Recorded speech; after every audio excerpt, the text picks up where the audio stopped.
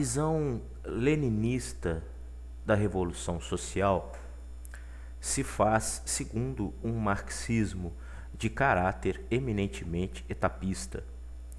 Para Lenin, para o próprio leninismo, os caminhos revolucionários em direção ao socialismo e posteriormente em direção ao comunismo, eles perpassam a existência de uma fase, de uma etapa eminentemente capitalista. Ou seja, para Lenin, para o leninismo, que compreende o marxismo como uma ação revolucionária em etapas, ele entende o materialismo histórico dessa forma. Para Lenin, você tem que necessariamente estabelecer uma ordem burguesa, uma ordem do capital, para, das contradições inerentes a essa ordem, você superar essa ordem e partir de forma dialética para o socialismo e, posteriormente, para o comunismo.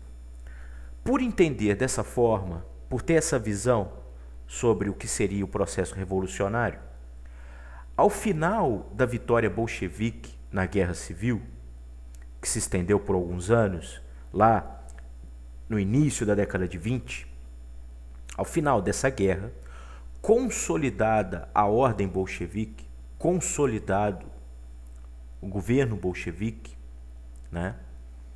Então vai ser implementado uma política econômica por Lenin que vai se orientar segundo essa ideia, essa visão revolucionária, segundo o leninismo, a visão etapista. E então Lenin vai se propor a desenvolver o capitalismo na Rússia.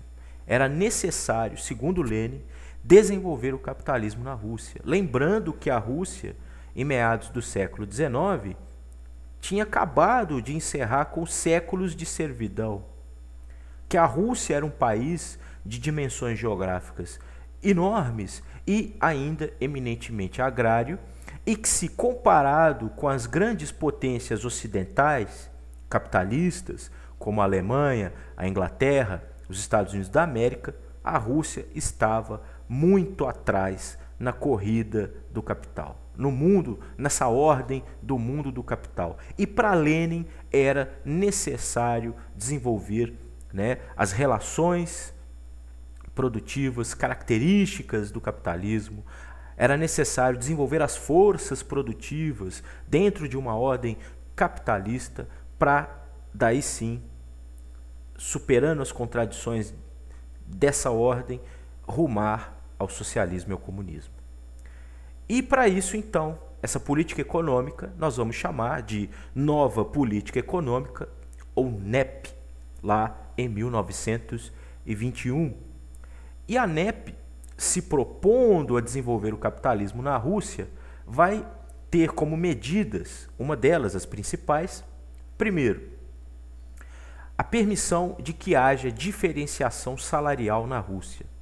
Ou seja, a lógica, dentro do mundo do capital, de que uma maior produtividade, uma maior competência, um maior preparo do trabalhador pressupõe a ele um pagamento de salário diferenciado, maior.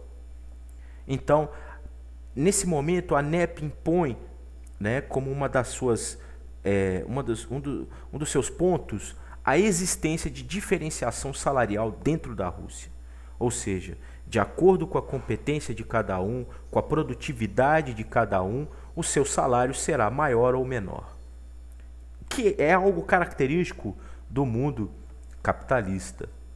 Além disso, Lenin irá empreender a contratação de mão de obra especializada, técnica, no estrangeiro.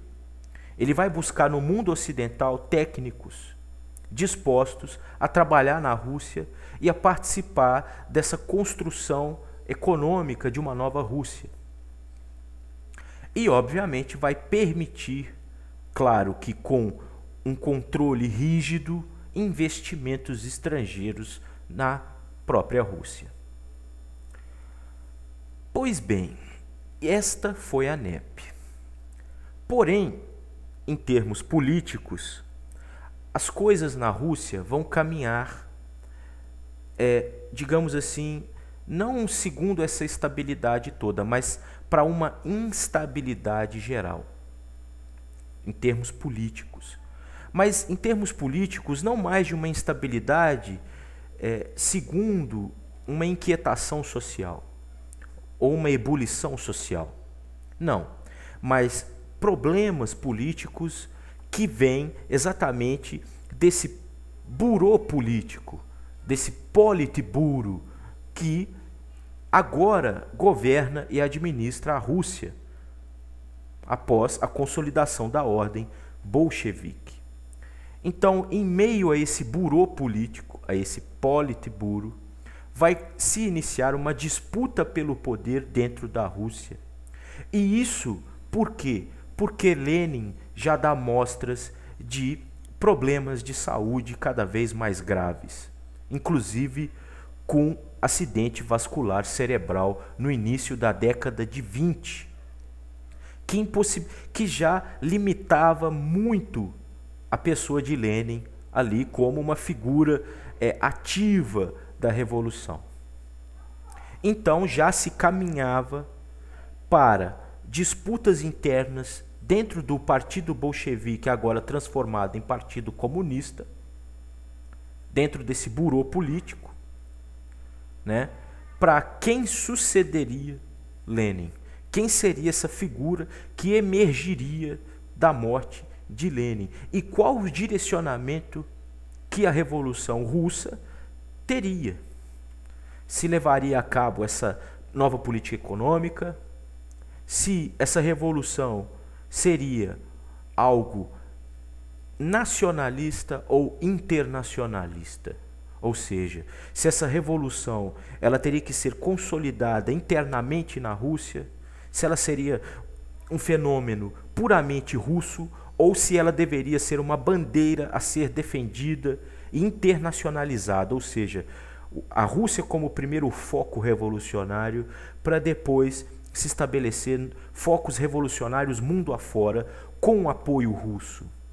Essas duas visões, essas duas propostas antagônicas e contraditórias no seio do Partido Comunista, elas se personificam na disputa entre Stalin, de um lado, no sentido do nacionalismo russo, e com um caráter autoritário, com uma, vamos dizer assim, uma raiz czarista ainda em Stalin, burocrática, e de outro lado, Lev Trotsky, que defende o internacionalismo da revolução, muito evidente, né, no conceito trotskista de revolução permanente. E essa disputa dentro, né, do Partido Comunista Russo, ela vai se estender ao longo da década de 20. Isso vai se iniciar de uma forma flagrante após a morte de Lenin em 1924 e vai culminar com a expulsão de Trotsky do Partido Comunista e posteriormente da própria Rússia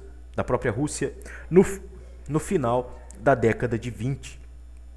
E Trotsky terá que levar adiante a sua revolução permanente no exílio.